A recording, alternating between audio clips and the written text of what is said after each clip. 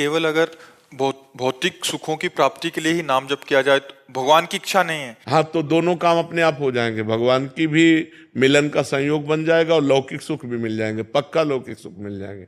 तो हम अगर ये कि केवल नाम जप करने से लौकिक कामनाएं पूर्ण हो जाएंगी, हाँ पूर्ण हो जाएंगी, सब कामनाएं पूर्ण हो जाएंगी। हम उदाहरण हैं, तो हम तुम्हारे पास उदाहरण है। वो व्यक्ति है जिसके खाने के लिए एक टुकड़ा रोटी नहीं, जिसके रहने के लिए 1 इंच जमीन नहीं, जिसके पास 1 रुपया नहीं, एक आदमी बात करने वाला नहीं। आज आप देख लीजिए, तो ये क्या है?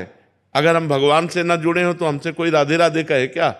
भगवान का ही तो सारा वैभव है। अगर आप ईमानदारी से भगवान का भजन करोगे तो जिन्होंने 1 सेकंड में अनंत ब्रह्मांड बना दिए, वो हमारे लिए सुख की व्यवस्था क्यों नहीं कर देंगे? ये सब भगवान से ही जुड़ने से तो है। अगर हम भगवान के ना हो तो थोड़ा सोच लो, हमारे पूरे परिकर में शासन है, चाहे बच्चा हो चाहे बच्ची हो, बिल्कुल धर्म से चलो, ऐसे किसी से मत कर देना। ऐसे रख देता है तो बाबा जी हैं, भिक्षुक है।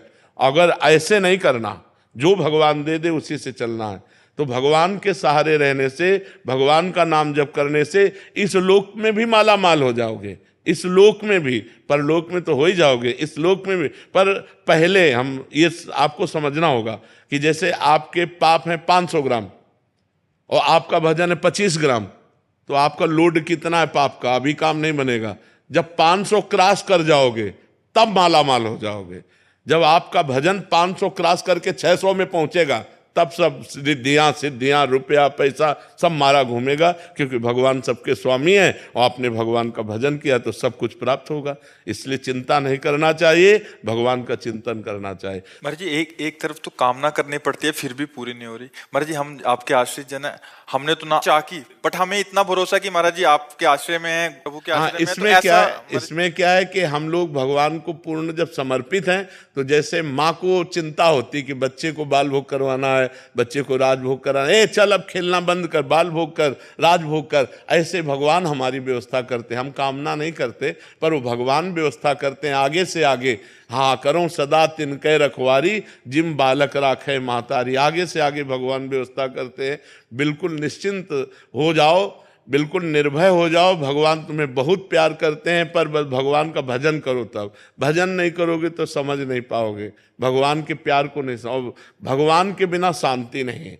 देखो, जैसे लोग पशुओं को भूंज भूंज के खाते हैं, हम कहते हैं दया करो इन जीवों पर, तुम ऐसा पाप कर रहे हो, तुम्हें भूंज देगा काल। आप शराब मत पियो, बहन बेटियों की तरफ गंदी बातें मत करो, नाम जप करो, परोपकार करो, अभी आनंद आने लगेगा। अब लोग पाप कर्म करते हैं और चाहते सुख है, तो कैसे मिल पाएगा? गंदे आचरण करोगे, पाप कर्म करोगे तो सुख कैसे मिल पाएगा? उर्मिला जी अहमदाबाद से। राधे राधे महाराज जी। महाराज जी, हमें भगवान से संसारिक सुख मांगने की प्रार्थना करनी चाहिए? जरूर। हम संसार में हैं, अगर हमारे अंदर कोई आकांक्षा है तो अन्य से ना कहकर भगवान से कहना चाहिए। भगवान ने 4 प्रकार के भक्त बताए हैं, आर्त, अर्थार्थी, जिज्ञासु और ज्ञानी। आर्त, संकट निवृत्ति के लिए केवल भगवान का आश्रय। अर्थार्थी, धन प्राप्ति के लिए केवल भगवान का आश्रय।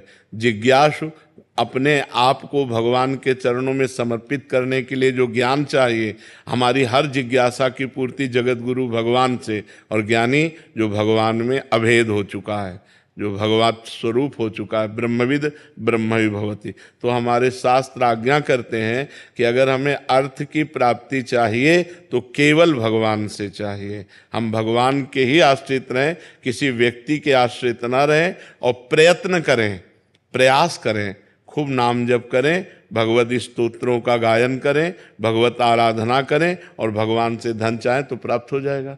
पर ध्यान रहे, जब तक पाप रहेगा तब तक नहीं प्राप्त होगा। जब आपका पाप क्षय पहले करेगा नाम जप, तब आपको प्राप्ति होगी। केवल कामना करने से धन की प्राप्ति नहीं होगी। देखो, पद की प्राप्ति ध्रुव जी के मन में आई तो जाकर तपस्या की मधुवन में, मथुरा में आकर तब प्राप्त हुआ। ऐसे कुछ नहीं प्राप्त हो जाता। आपके पास तप हो, आपके पास भजन हो, आपके पास साधना हो, तब आपकी कामना पूर्ण होगी। आप व्रत, नियम, संयम, तपस्या, भजन इनको स्वीकार करें, कामना करें या न करें, आपको सुख घेर लेगा। और आप ये सब ना करें तो लाख कामना करते रहो, किसी मंदिर में जाके ऐसे पूर्ण होने वाली है क्या? कभी तुक्का लग जाए पुण्य का तो बात अलग की बात है, न कि नहीं ऐसे पूर्ण होने वाली नहीं। बकाया जरूरी है हमारी आवश्यकताओं की पूर्ति के लिए हम अपने भगवान से प्रार्थना करें और साधन करें, नाम जप करें, व्रत करें, स्तोत्रों का पाठ करें, तो भगवान कृपा करेंगे, हमारी कामना पूर्ण हो जाएगी। महाराज जी अलग अलग कर्म स्वरूप अलग अलग फल मिलता है महाराज जी। जैसे कोई अच्छा पुण्य कार्य कर दिया, प्याऊ लगा दिया है, भंडारा, जैसे जो धनी पुरुष है महाराज जी उन्होंने भी तो पाप किए होंगे महाराज जी। हाँ, तो इनको पाप का फल मिलेगा, हाँ पाप का फल मिलेगा। अभी पुण्य का फल चल रहा है, इसलिए नहीं विध्वंस हो जाएंगे। जो पाप करेंगे चाहे जितने बड़े धनी हो, मिट्टी में मिल जाएंगे। रावण की खोपड़ी को अपनी गोद में रखकर मंदोदरी कहती, राम विमुख का सहाल तुम्हारा, रहा नको कुल रोवन हारा। उससे बड़ा विद्वान, उससे बड़ा धनी, उससे बड़ा बलवान कौन हो सकता है? मिट्टी में मिला दिया भगवान ने।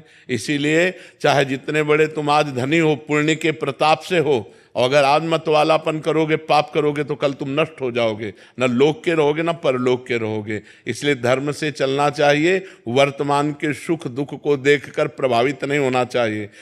कोई धर्म में चल रहा है, दुखी दिखाई दे रहा है, उसका पूर्व का पाप चल रहा है, वर्तमान में बहुत अच्छा चल रहा है। कोई वर्तमान में बहुत गलत चल रहा है और सफलता को प्राप्त हो रहा है, तो उसका पुण्य काम कर रहा है, लेकिन वर्तमान का कर्म जब फल देगा तो नष्ट हो जाएगा, क्योंकि वर्तमान में वो गलत कर रहा है, अधर्म कर रहा है।